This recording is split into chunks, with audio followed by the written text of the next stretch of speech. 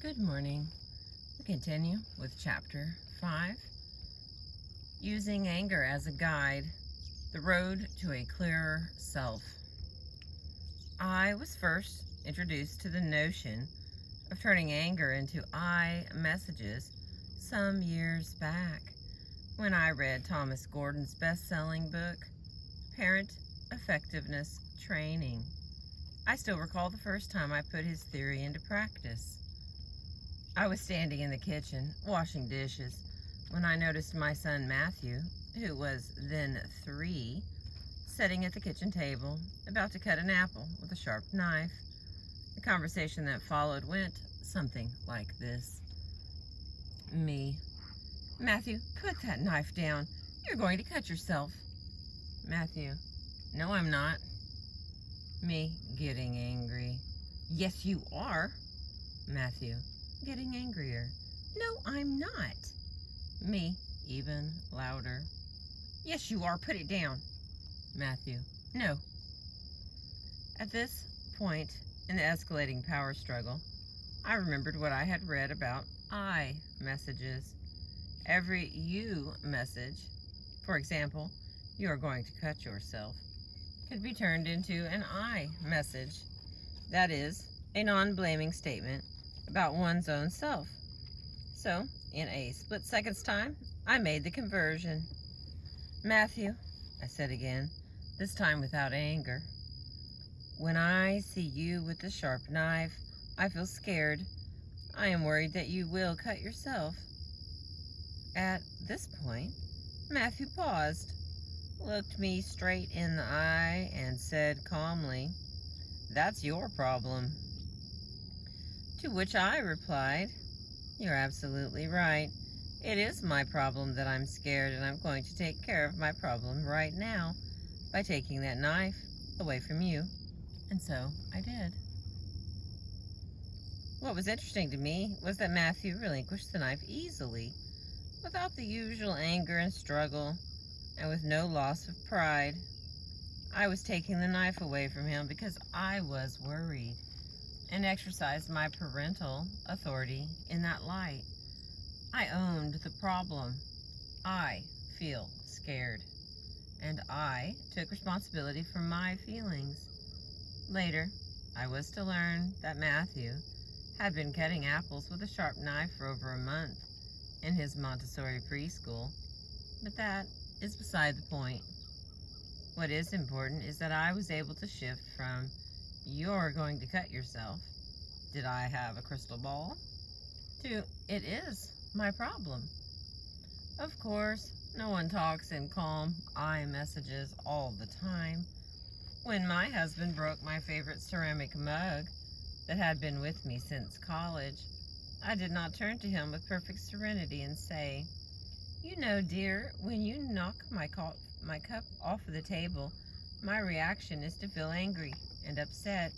It would mean a great deal to me if you would be more careful next time." Instead, I cursed him and created a small scene. He apologized, and a few minutes later, we were the best of friends again. There is nothing inherently virtuous in using I messages in all circumstances. If our goal is simply to let someone know we're angry, we can do it in our own personal style, and our style may do the job, or at least makes us feel better. If, however, our goal is to break a pattern in an important relationship and/or to develop a stronger sense of self that we can bring to all our relationships, it is essential that we learn to translate our anger into clear, non-blaming statements about our own self. There are any number of self-help books and assertiveness training courses that teach men and women how to change "you are ... communications into "I feel ... communications." Certainly, we maximize the opportunity for constructive dialogue if we say, "I feel like I'm not being heard," rather than "you don't know how to listen." The story of how Maggie changed her relationship with her mother is a vivid illustration of this point. Shaping up our communication, however, is only a small part of the picture.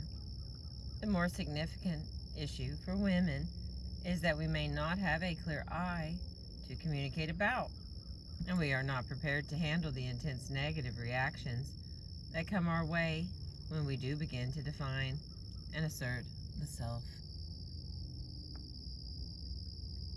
As we have seen, women often fear that having a clear "I" means threatening a relationship or losing an important person. Thus, rather than using our anger as a challenge to think more clearly about the "I" in our relationships, we may, when angry, actually blur what personal clarity we do have. And we may do this not only under our own roof with intimate others, but on the job as well, with office mates. Karen's difficulty maintaining a clear "I" will ring a bell for those of us who have occasion to fall into the nice lady category at work. From anger to tears. Karen was one of 2 young women who sold life insurance in an otherwise all-male firm. After her first year on the job, she received a written evaluation from her boss that placed her in the very satisfactory performance range. From Karen's perspective, her work was in the superior range. By objective criteria, her sales record was right at the top. This evaluation meant much to Karen, since only employees rated superior received a special salary bonus, along with the opportunity to attend out-of-state seminars. Karen was raising 2 children with little financial support from her ex-husband. She needed the money and wanted the educational opportunities that would allow her to advance. When Karen brought her story to group therapy, she had tears in her eyes. "I'm hurt," said Karen. "It's just not fair." When asked what she planned to do, Karen said flatly, "Nothing." As she put it, it's just not worth the hassle. "Aren't you angry?" a group member inquired. "Why should I be angry?" responded Karen. "Where will it get me? It only makes things worse." These were the things that Karen would predictably say to avoid taking her anger seriously. With help from the other group members, Karen was finally able to acknowledge her anger and mobilize the courage to meet with her boss to discuss the evaluation. She got off to a good start with him by lucidly stating why she believed she deserved the higher rating. At first, her boss seemed to listen attentively, but it soon became evident that he was feeling defensive and wasn't really considering her view of the matter. When she finished talking, he brushed aside the valid points that she had made and began instead to focus on certain problems that he had noticed in her work. These problems, although real, were trivial and unrelated to the question of whether or not Karen deserved a superior rating. Then he added that other people in the office thought she was a little rough around the edges. "What do you mean?" asked Karen. Perhaps it's a personality issue," he continued, "but you give the impression to some people that you are less committed to your work than you might be." Now at this point, Karen's eyes filled with tears, and she felt totally inarticulate. "I don't understand that," she said softly, doing her best not to burst out crying. She then proceeded to tell her boss how unappreciated she felt because she was struggling so hard to raise 2 children and to succeed in a full-time job as well. Now that tears and hurt had replaced Karen's calm assertiveness, her boss shifted from defensiveness to paternalistic concern. He reassured Karen that she showed a great deal of potential in her work, and he empathized with the difficult task of being a single parent. The meeting ended with Karen sharing some of the emotional struggles she was having since her divorce. Now, while her boss lent a sympathetic ear, she did not mention anything further about the evaluation, nor did he. Karen left the office feeling relieved that she had not alienated her boss and that their meeting had ended on a warm note. When Karen told us her story at the next group therapy session, she concluded with the following words: "You see, it doesn't do any good to confront him. He doesn't listen. Anyway, the evaluation is really no big deal. To tell the truth, it really doesn't matter that much to me." But the other group members did not drop the subject so easily. They had a number of questions for Karen that forced her to confront her own uncertainty. Who were these other people in the office who questioned Karen's commitment and who told the boss that she was a little rough around the edges? Karen had no idea who her critics were. What did a little rough around the edges even mean? Karen wasn't sure. Something to do with my personality or character. What specifically would she have to do differently to get a superior rating? Karen didn't know. It was not only that Karen failed to restate her position following her boss's initial defensiveness, she did not even allow herself to clarify the issue with him. She did not ask, "Who in the office is criticizing me?" Or, "Could you be more specific about my personality problems?" Or, "What specifically must I change in order to get a superior rating?" Karen's emotional reaction to her boss's criticism obscured her thinking about what she wanted to ask and what she wanted to say. Feeling fuzzy-headed, inarticulate, and not so smart are common reactions experienced by women as we struggle to take a stand on our own behalf. It is not just anger and fighting that we learn to fear. We avoid asking precise questions and making clear statements when we unconsciously suspect that doing so would impose our differences, make the other person feel uncomfortable, and leave us standing alone. "But my boss intimidates me," said Karen. That's a cover story. Karen was really afraid of rocking the boat in an important relationship by persisting in her efforts to take up her own cause in a mature and articulate manner. Her tears and her willingness to let her boss play the role of advisor and confidant were, in part, her unconscious way of reinstating the status quo and apologizing for the separateness inherent in her initial position of disagreement. Karen's tears may also have been an unconscious attempt to make her boss feel guilty. "See how you've hurt me?" A frequent practice for women who are blocked from making a direct statement of where we stand. "But I'm not angry about it anymore," protested Karen. "It just doesn't matter." Of course, Karen is still angry. She just doesn't recognize it. Anger is inevitable when we submit to unfair circumstances and when we protect another person at our own expense. Karen's denial of her anger and her failure to stand behind her position had inevitable costs. She felt tired and less enthusiastic at work. 2 weeks after her evaluation, Karen misplaced a folder of important forms, and she was seriously reprimanded.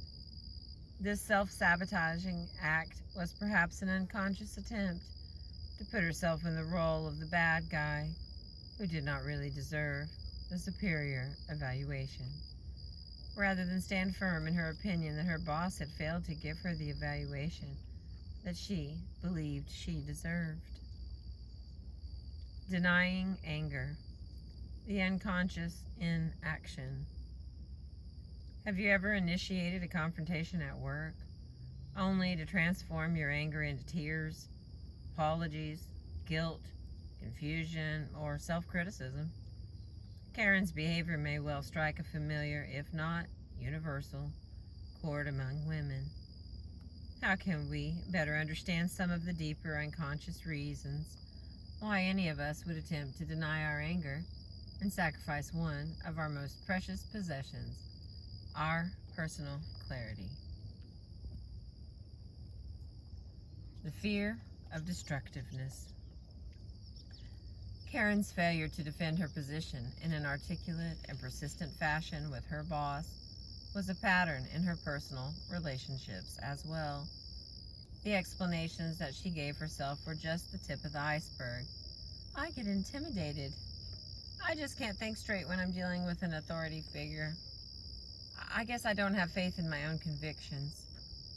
Karen did lose her confidence when her ideas were not given the stamp of other people's approval, but this lack of confidence masked a more serious problem. Karen was afraid to be clear about the correctness of her position, because she would then experience pressure to continue to take up her own cause, and to do this might make her the target of her boss's anger and disapproval. As Karen put it, a real fight might ensue. This idea frightened Karen, partly for realistic reasons, such as the possibility that her work situation would become difficult and uncomfortable, or that she might even be fired. Surely, fighting would escalate the tensions between Karen and her boss, making it even less likely that she would be heard. Reality aside, however, Karen had a deep unconscious fear that fighting might unleash her fantasized destructive potential, although it had never seen the light of day. If she lost control of her anger, would she destroy everything? It was as if Karen feared that the full venting of her outrage might cause the entire office building to go up in flames. Also, like most women, Karen had little practice expressing her anger in a controlled, direct, and effective fashion. It is not surprising that Karen had deep-seated fears of her own powerful destructiveness and the vulnerability of men. Our very definition of masculinity and femininity are based on the notion that women must function as non-threatening helpmates and ego builders to men, lest men feel castrated and weak. The problem for Karen was that this irrational fear had a high cost. Not only did she avoid fighting, she also avoided asserting her viewpoint, requesting explanations from others, and stating her wants. All of the above fell into the category of potentially destructive acts that might hurt or diminish others. The fear of separateness. Excuse me. As much as Karen feared a volcanic eruption, she had an even greater fear, also safely tucked away in her subconscious. Karen was afraid of transforming her anger into concise statements of her thoughts and feelings, lest she evoke that disturbing sense of separateness and aloneness that we experience when we make our differences known and encourage others to do the same.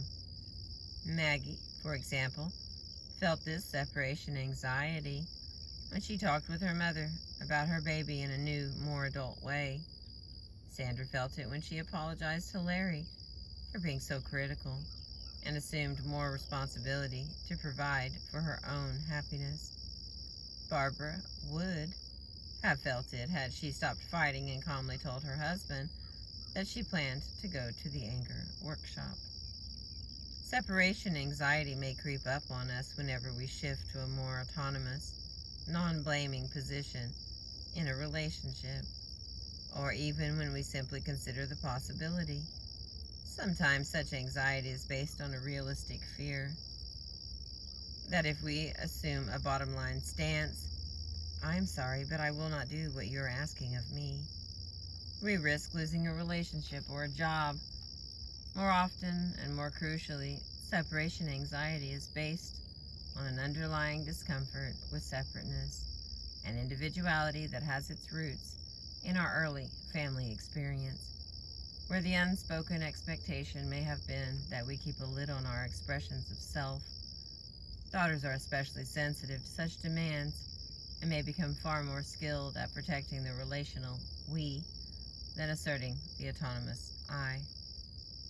Karen was not aware of her separation anxiety, but it led her to transform her initially clear and strong position into tears and hurt.